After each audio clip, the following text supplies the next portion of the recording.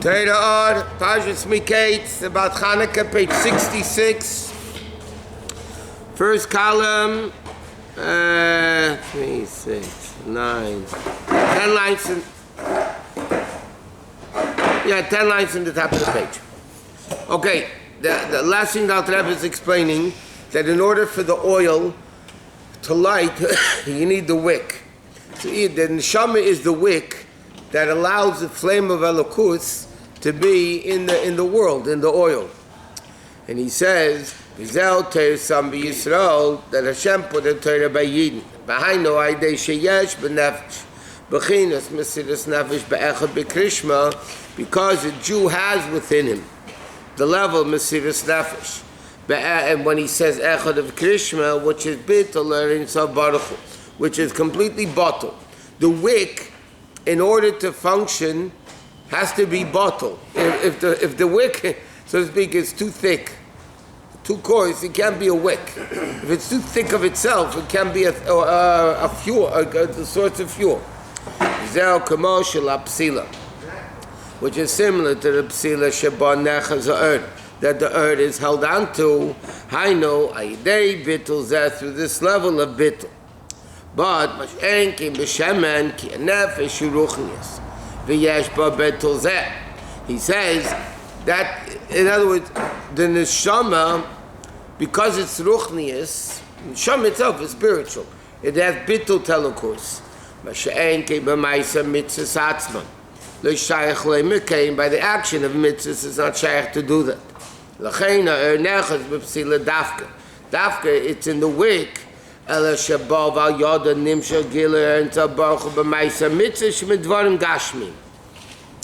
He says, in order for the flame to work, it has to be the bittul of the psila, and then the psila draws the oil in order to be inflamed, to be lit. The same thing, the neshama needs the guf to be able to do the physical mitzvahs, which draws the level of shemen to consume the level of godliness into the world.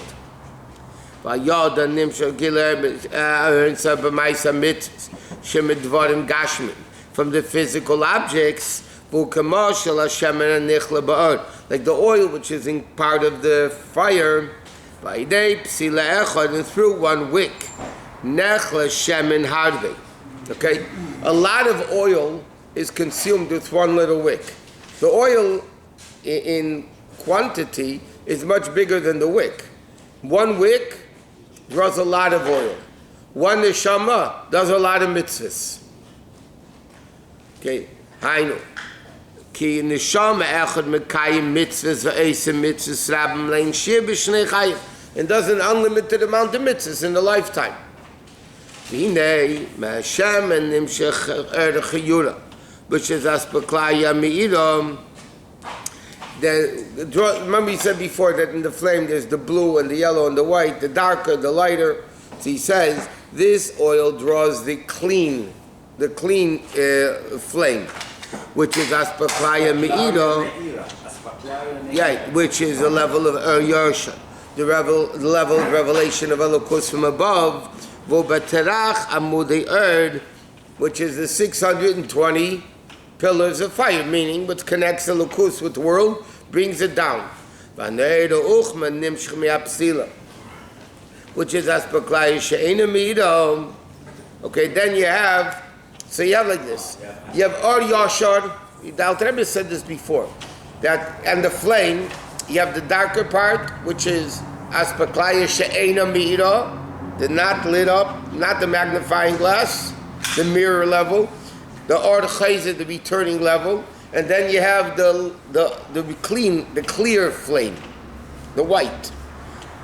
So he says, and he explained before, the white flame is aspaklaya me'ira, magnifying glass, which is called Or Yashar, that's Elokus coming down. In other words, when a person does a mitzvah, they cause Elokus to come down. But at the same time, he says, it creates the Nor Uchma, aspaklaya she'enemi v'abchol me'idecha shemitzad hapchus nefesh abamis. What's interesting is like this, the wick, The darker flame is actually the one on the wick. The lighter one is above the wick. But the darker gives the heat. The lighter one gives the light. Very good. But here the Rebbe is saying that when a Jew does a mitzvah, two things happen. You bring down Elokus, Asperklaya Me'ira, the white part of the flame, Ner Hashem Nishmas Adam, and then you have the dark part of the flame, which is the transformation of the Nefesh Habamis, to be turning a lower to higher, elevating the world to Elokus. And he said, Ki apsili nefesh olekis hamlu b'eshet b'nefesh habamis. Because he said before the neshama is the psila, but the psila is coming into the nefesh habamis. You can't just say a wick. You can't just say the neshama. A neshama needs the oil, the gashmias, the physical in the nefesh habamis, in the body, to be able to be a light. Because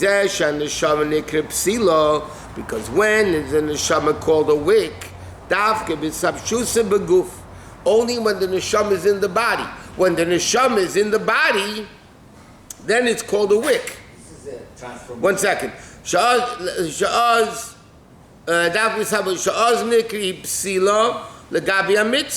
Then it's called a wick, compared to mitzvahs that are called shemen.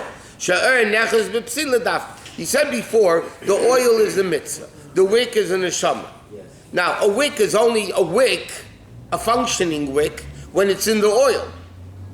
Yes. If you have a wick out of the oil, it's not a wick. I mean, it could be called a wick because eventually you put it in there. Yeah. But so the neshama, before it comes into the body, before it's in the oil, so to speak, in the Maisa mitzvahs, it's not a wick. When does it become a wick? When the neshama comes into the body and starts doing mitzvahs, then the neshama is called a wick. Then it's functioning.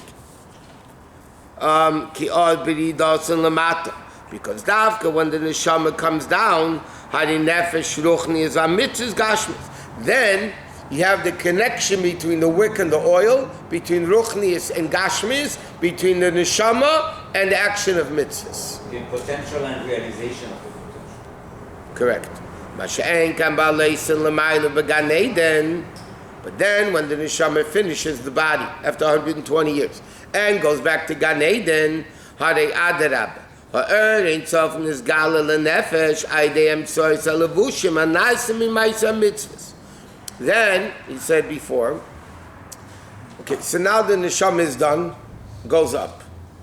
So we learned, now the Rebbe explained before, what is the garment for the neshama in Gan Eden to be able to tolerate and handle all this great revelation of Elokus?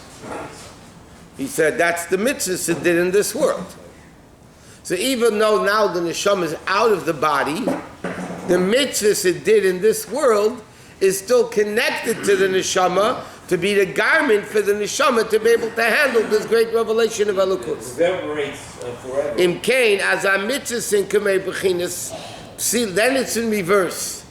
Then he says when the neshama leaves, then the mitzvahs become the wick, and the neshama up there is the shemen, because it feels the kedusha. In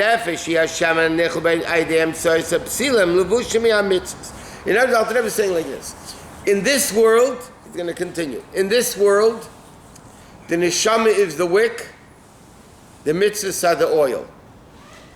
Up there, it's the reverse. The mitzvahs are the wick, and the neshama is the oil. Here it's opposite. Shaneshama nikra psila. In the neshama is called wick. Mekiv and shekain she'ein and nikra psila, and therefore it's not called a wick. Ki mislabshus benefesh habamis. Therefore comes neiro uchma, this dark flame, that dark fire, which is b'chol meidach b'chinas ur chayzer. Or mimaisa mitzvahs, and they act. In other words, the neshama in the nefesh habamis, to transform it, that is neiro uchma. That's ur chayzer, the returning light. Uchma means dark, and not the level of atzmaklaya me'ira. Or ma'isa mitzvah, and from the action of mitzvahs comes the neiro chiyura, the white light, which is simcha bel shal mitzvah. Ushneim ke'echad tevim, and both together are good.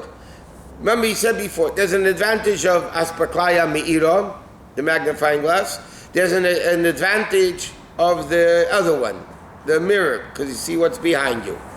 Each one has an advantage. Or in simple English, there's an advantage of elokus coming down, and there's an advantage of world elevating. When you have elokus coming down, it's a total revelation. But when you have the world elevating itself, then the world becomes a vessel for it. Because if the world is coarse and low and caress, then it's not a keli for it. So you can have a revelation of elokus, but the ultimate is to have both together. Like you're saying, to have both together. That you have the neshama coming into the body, and then the action of mitzvahs. So the action of mitzvahs brings elokus down. The neshama in the body transform it, elevate it, is lower to higher. And therefore, like we learned many times, what happened by Matan Torah? When all this started, Hashem came down in Har Sinai, and Moshe Rabbeinu was told, go up to Hashem. And that's why we learned what's the uniqueness of number 3. Matan Torah was 3, everything 3, because 1 and 2 ideally contradict each other. Shnei ksuvim, hamachishim ze'azer, it's right before Haidu. 2 psukim contradicting until the third one comes, achiyavei hakosev hashlishi, until the third pasuk comes, v'yachri b'neim, compromises between the two.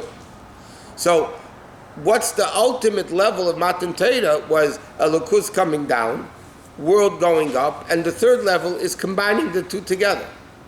And therefore, the Alter Rebbe says the ultimate level is an neshama coming into the body, doing mitzvahs. Then you have both levels of fire, aspaklaya me'ira and aspaklaya sheina me'ira, the magnifying glass versus the mirror, and both together. He said that's the greatest thing.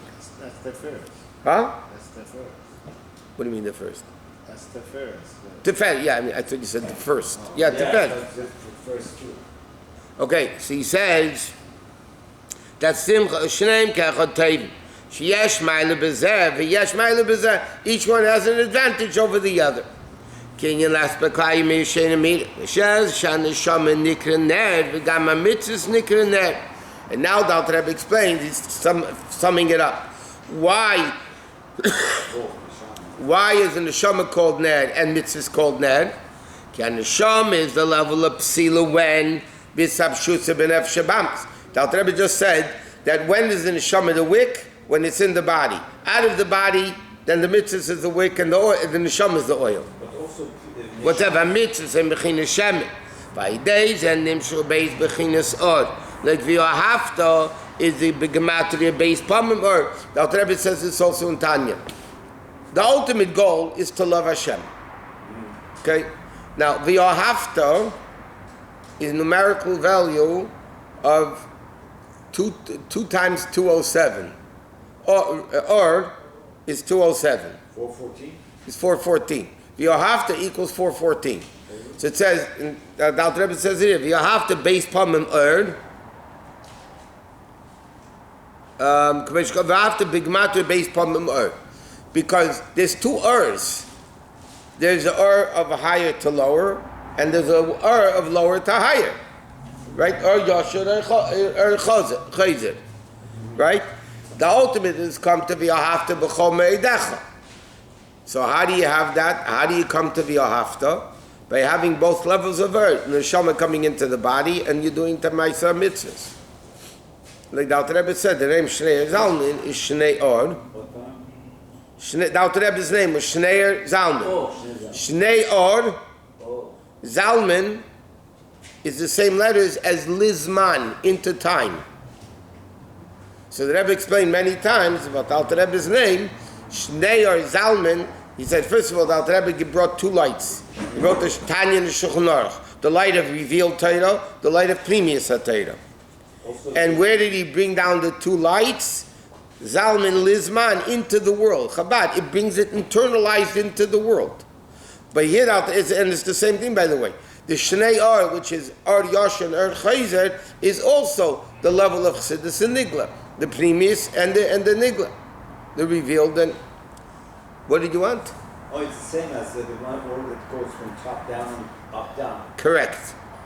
That's the level b'chinas b'chol me'idecha. To come ultimately to the level b'chol me'idecha, which is simcha shabim mitzvah, she kumei Shabbat lok aner mitchila nimshel ve'ela savra psila shunayla uchma. First, when you light the candles, so first it's the part of the flame that's on the wick, that's the darker flame. Grounded. Then it comes nimshel mizgala ner chiyura. So came mitchila tzarich is halah b'chinas b'chol me'idecha.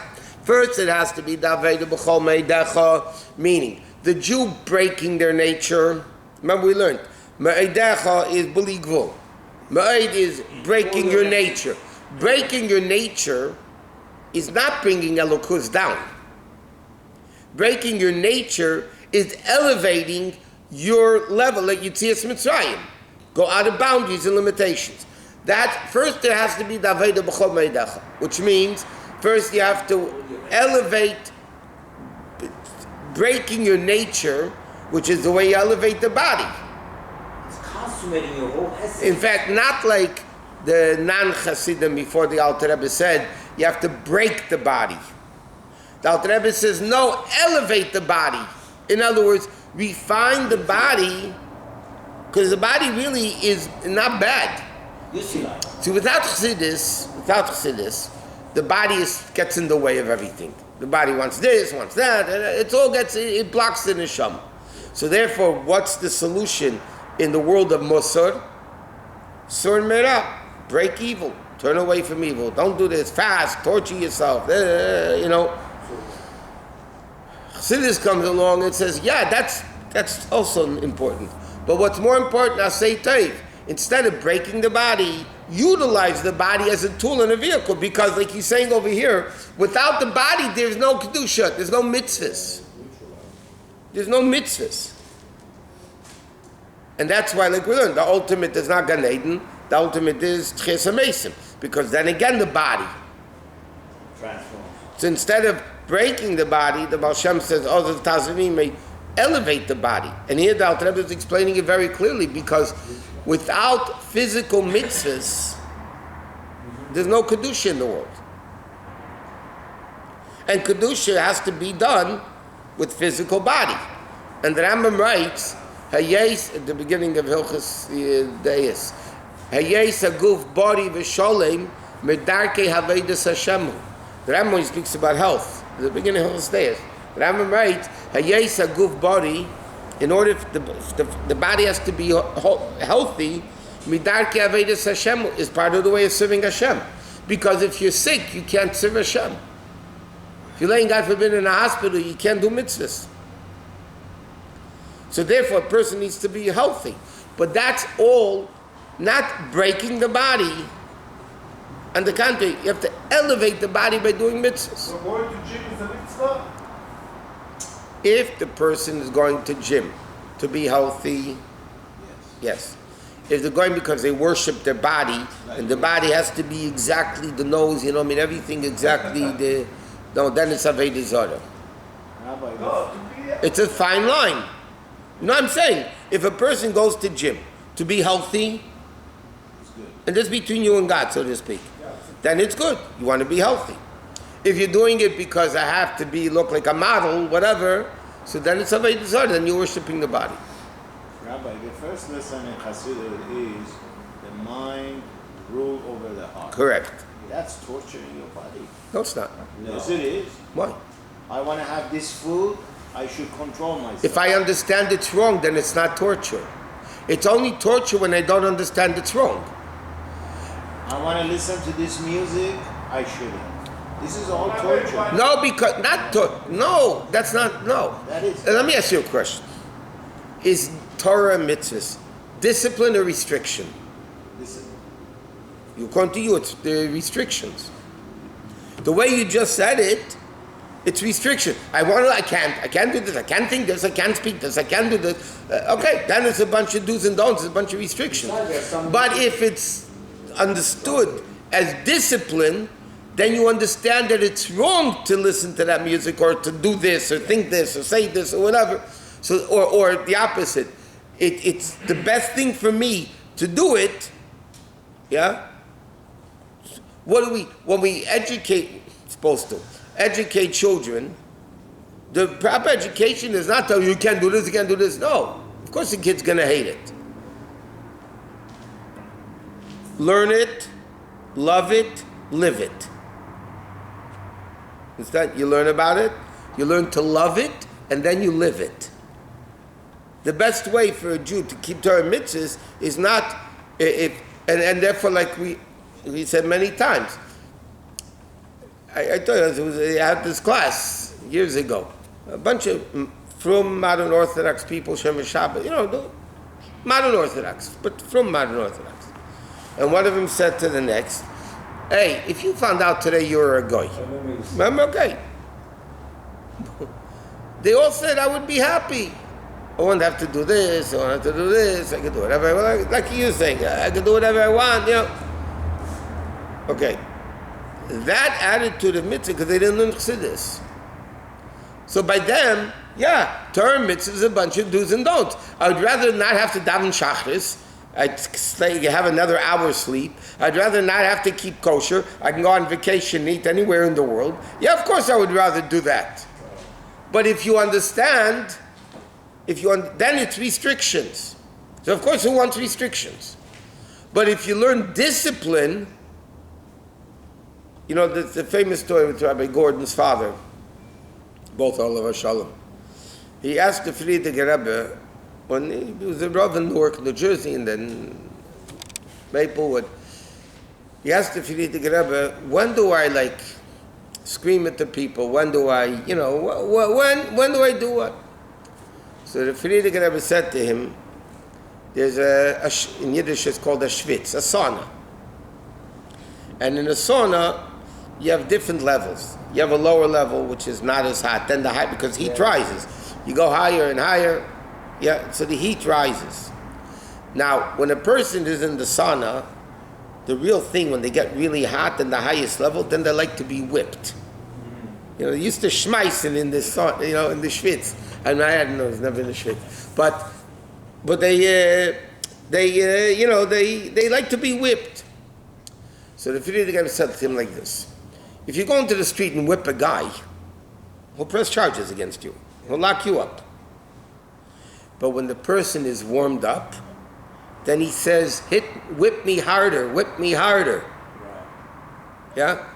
So the Frierdiker is a Meirendike thing. The Frierdiker Rebbe said to Rabbi Gordon, Senior, he said, first warm the Jew up.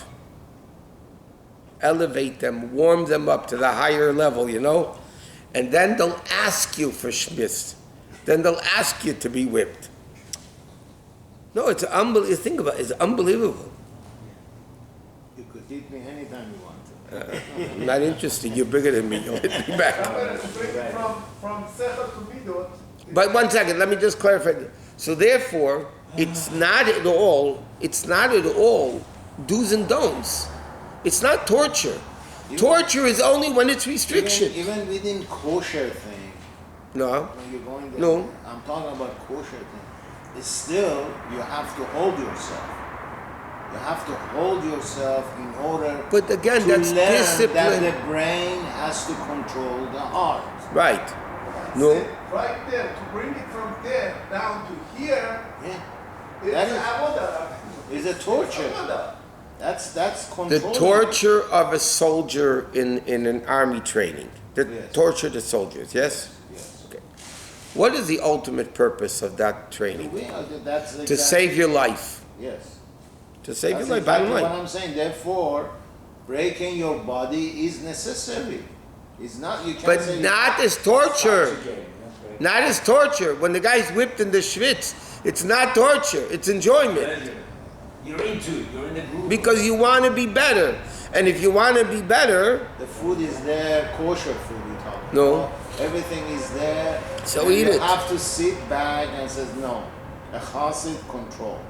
yeah, Let everybody else has it. That's a that's control. that's a control. Okay. It's not Actually, torture. you're No, but you're calling it control. there's a very fine line. To the contrary, it's very satisfying. There's a very fine line between discipline and torture.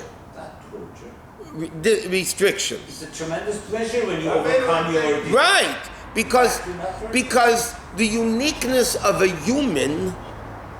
Okay, we said there's different levels of pleasure. There's eating and there's music and eating, the pleasure of physical pleasures, eating and sleeping, are all animalistic. Animals do have the same thing. That means a person at that moment is on an animalistic level. He might be an ox to the shreimel. He might be wearing a shreimel, but he's still an ox. Rabbi, you want to do it, you don't think about this. But if you want to do it and you train yourself, that this is, listen, people that go on a diet. It's only One second. People that go on a diet, yeah? And they hold themselves back like this, they would first every chazarai, you know. I'm talking about kosher, you know. Everything they see, you know, they would eat. And then they decide, you know what, I want to go on a diet. And I control, forget Yiddishkeit, just simple diet, right? And I'm going to control myself because I don't feel good. You know, people, when they need to lose weight, they feel healthier. Yeah? So then when a person goes on this diet and he says, you know what, I don't want to eat it. I don't want it. And he gets to a point where it doesn't even tempt you anymore. What about ice cream, Rabbi? That's a different story. Rabbi Schusterman, it is very important for me to understand this. The guy with the Napoleon, when Napoleon came and he said, you know what he said? He said, I learned from when I was a child to restrict myself. No. To restrict myself. No, that's not what he said. Control myself so brain will control my heart. No, he said the Alabei Chassidus is the mind controls the heart. He didn't say restrictions. He didn't say it. That's not what he said. He said that that Satan was the Alabei Chassidus that Merech Shalat left, and he was able to do it. That he controlled his heartbeat. Yes. With his mind, that it was a normal beat. Oh my God. With They can do that. With Napoleon, you know what Ramesh Shemaitis, the Alter Rebbe's Chassid. It's a lifetime practice, Rabbi. It's a lifetime. Good morning, Chacha, like they say. The job of life begins the second you're born, and it ends when you die. Believe it or not. It is one long process. Like the Rebbe gave the mashal, you climb a steep mountain. The beginning is here. The top is death. Sometimes you think you got to the top, and then you look up and you see the mountain ain't done yet.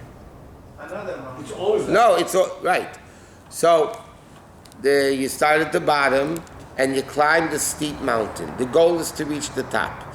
You stop because it's steep, you fall down. So therefore, it's a constant battle. Like if your car is parked on a thing like this, right? The incline, big sunset, yeah. So you take your foot off. So what do? You could either put on the brake, because if you take your foot off both, you're going to go down. Okay, and that sometimes when you want to, after the light changes, you know, you can't just take off your foot from the brake because you'll go down if it's very steep. So you have to right away press on the gas. Yes. Yeah. That you shouldn't fall down. That's exactly what life is all about. Somebody said he had a dream. The Rebbe came to him and he was climbing a mountain, and he said to the Rebbe, "Where's the end?" And the Rebbe said, "There's more to go yet." You know, something like that. I don't know. But that's the bottom line. So it's a aved of a lifetime. But that's why Hashem gave us, each one of us, X amount of years with X amount of missions, or one mission basically, yeah. Our job is to continuously in life. Therefore, there's no thing, okay, I retired. You don't retire from breathing. You don't go on vacation from breathing. Rebbe said that countless times. Torah is our life. You know, we go on vacation for breathing. The guy will say, you know what? I'm breathing 24/7, 50 years, 60 years. You know what? I'm going to stop breathing for a week. I need a break. Just a week. Just a week. Just a day. 2 minutes. You know what? You're going to drop dead. Know what the disappointment is. Do we recognize disappointment? Do we? There is no disappointment. Because disappointment comes from the Yetzer Hara. According to Chassidus. According to Musa, disappointment is very good. You're upset. What? That world. Anytime